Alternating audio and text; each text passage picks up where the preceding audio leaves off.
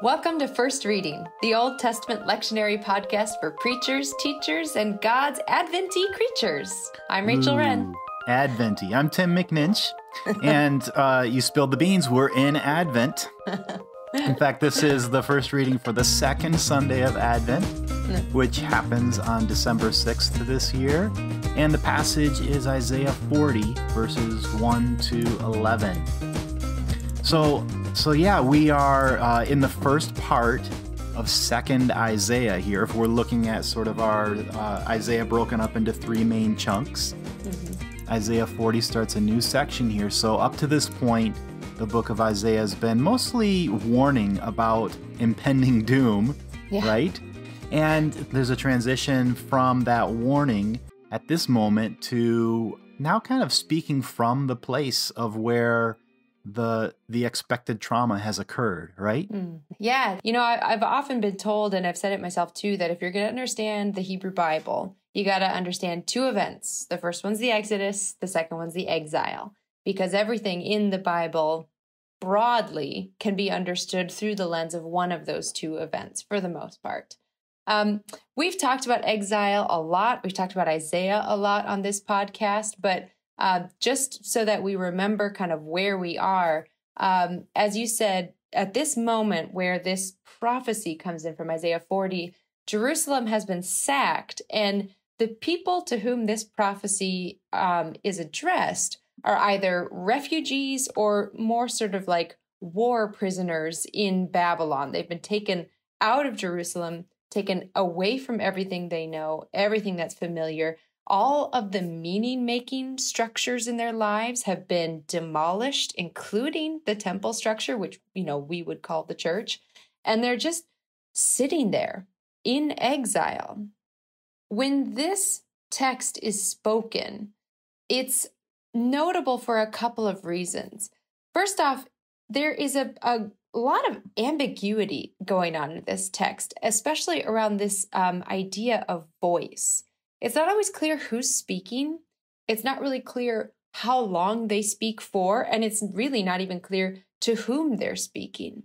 And one of the reasons I bring that up is because, as you said, this is coming from the point where disaster has struck. Up to this point in Isaiah, it's been about avoiding disaster. Here, we are at ground zero of disaster. We could also call that trauma. One of the things that trauma specialists have noted is that people who have undergone great trauma often experience a sense of helplessness in terms of their voice. For some, especially in children, this presents in a really drastic way. They become mute, and they either cannot or do not speak at all for a long time. For others, there just is this incredibly difficult time putting into words what happened to them. Now, I have not undergone real trauma in terms of this pandemic, but it has been interesting that the longer this has gone on, the more sustained this kind of moment of stress has become. I have a real curious difficulty in answering the question, how are you doing? And you know, it's like, you know, beforehand, I could easily just sort of say like, oh, I'm fine, even if it wasn't really true. But when I'm asked that question now, I have this curious little like hiccup in my throat where there's a moment of sort of voicelessness as I try to absorb or think of how to describe how I'm doing before my civilized brain kicks in and says, just say you're fine. That's all they're really asking.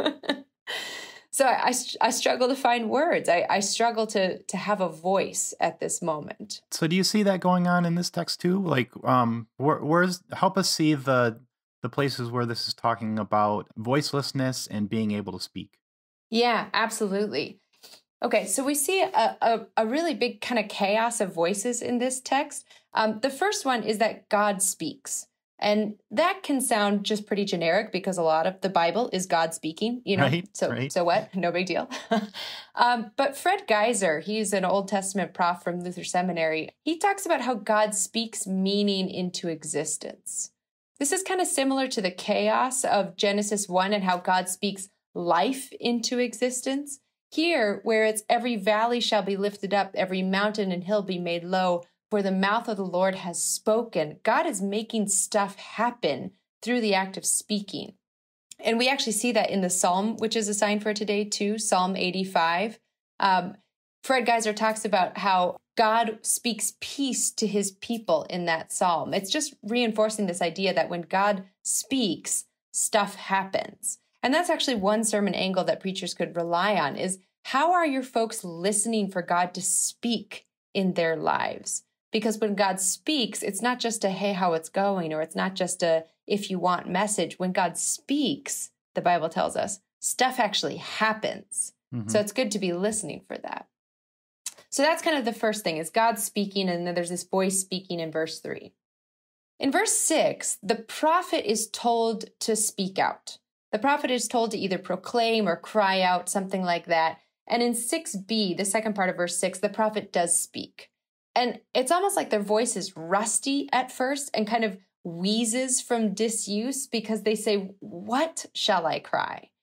But as they continue to speak, even though it's kind of this like despairing voice of grass withers, flower fades, the act of speaking gains strength because what it does is leads them into this moment of the word of our God will stand forever. So that's another preaching point, is just that the act of speaking can lead you to a moment of meaning. Even if you're speaking things that seem nihilistic or despairing, whatever it might be, the act of speaking allows the Spirit to move in us and to move us to a certain place. Okay, then comes my favorite part in one of my favorite chapters of the Bible. All right. In verse 9, the prophet turns to Zion and tells Zion to speak. So there's a couple of things to note about this. First of all, note that the prophet's first action in having regained their voice is to immediately turn to one who still does not have a voice. And for some reason, that made me think of how right now, when we gather together as a worshiping community, we cannot sing. A couple of weeks ago, I was doing some other Advent planning with Bishop Strickland from the Southeast Synod, and he talked about cantoring these days. You know, people who lead songs during worship is not only singing to people, but is singing on behalf of those who cannot sing for themselves. Yeah. And when he said that, I started to cry.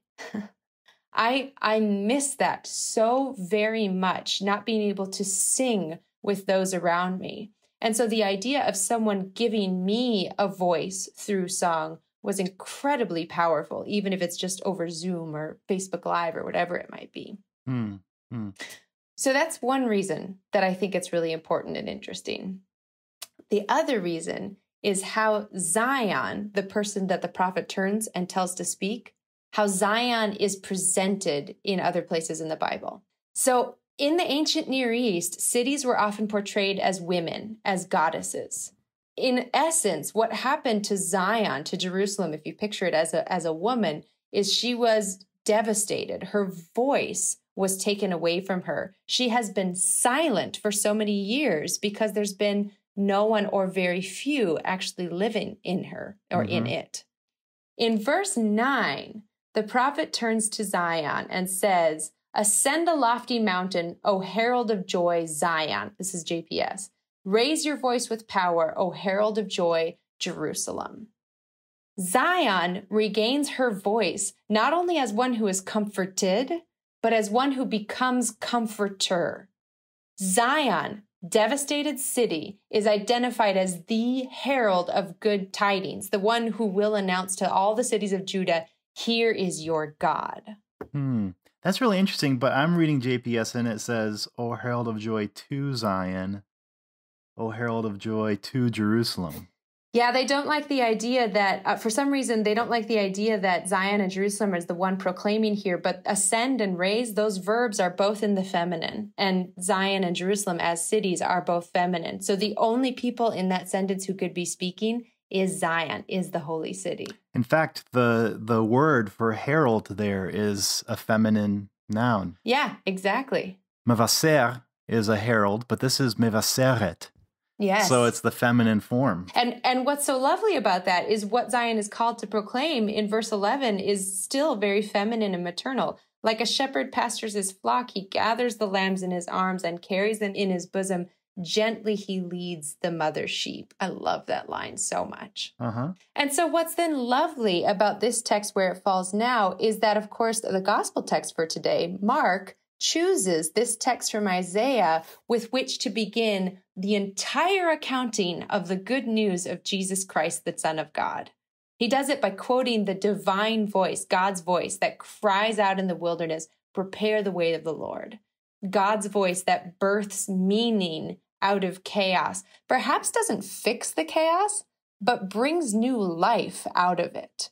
And God's voice that turns to other voices, which may be hoarse and rusty and feel powerless, and yet are transformed into heralds of good tidings by the divine voice itself. It's a gorgeous text. Yeah, there's even an extra layer of power here. We were talking about this before we recorded, in the way that the prophet here isn't just telling these things to these traumatized people, but the prophet is also speaking as one of them from that place of trauma. So this is something where the prophet has to experience a bit of healing in order to have that voice awakened in them, in order to call out that voice in the others. Yeah, especially appropriate, I'm assuming, for preachers right now who are feeling the effects of the pandemic and are feeling like, what shall I cry in the midst of pandemic? How can I cry out hope and good news when what I see around me is all flesh is grass, all the goodness fades like flowers of the field? You could translate that. What could I cry out? What could I proclaim? What could I even say? What is there to say? Yeah. It reminds me a little too of that, the gorgeous Advent hymn, comfort, comfort now, my people. Comfort, comfort now, my people. And I love that last line of it too. Tell them that their war is over. God will reign in peace forever. I just love the idea of when you're in the middle of fighting a war, even though it still rages about you, tell them that their war is over. God will reign in peace forever. There's a really beautiful eschatological hope to this text. So we've been already talking about preaching Advent slant. And you've really led us into a way of reading this famous comfort passage with a sense of the place of trauma that it's coming from. And I feel like that leads us towards a kind of sermon that really acknowledges the moment that we're in and doesn't just paper over it with sort of like comfort when there is no comfort, peace when there is no peace, but a kind of comfort from God that comes in the midst of trauma, in the middle of it, when it's still ongoing. Very good. Is that where you'd go with this? Absolutely. Absolutely. I think a lot of people are going to lean heavy into Christmas this year because it numbs, that it's the kind of joy, an ecstatic joy that numbs. And what I like about this text is it is comfort, but it is not comfort that asks you to separate yourself or escape from your current moment. It gives you voice in the midst of that moment. And really that's the thing that's going to lead to healing, is being given voice in the midst of the trauma, not just trying to escape from it. So yeah, lean into that. Maybe, tell Advent slant through exile on this Advent too. So. We need some of those Christmas hymns sung in a minor key. Yeah. Oh, that'd be so beautiful. I would love that. Absolutely. Yeah. Well done. Thanks for helping us get into this famous text in a kind of new way. Absolutely. Well, we're halfway through Advent now, but we have another half to come. So yes, we do. Stay tuned to the First Reading podcast. Come back in the weeks to come. Let your friends know that you're listening to us and invite them to check us out as well. You can always find our back episodes on firstreadingpodcast.com as well as our Facebook page, so check us out there. Until next time, I'm Tim McNinch. And I'm Rachel Wren. Blessings to you, preachers. Although jingle bells would be weird in a minor key. Jingle bell. Anyway. Jingle all the way. That's great. Anyway.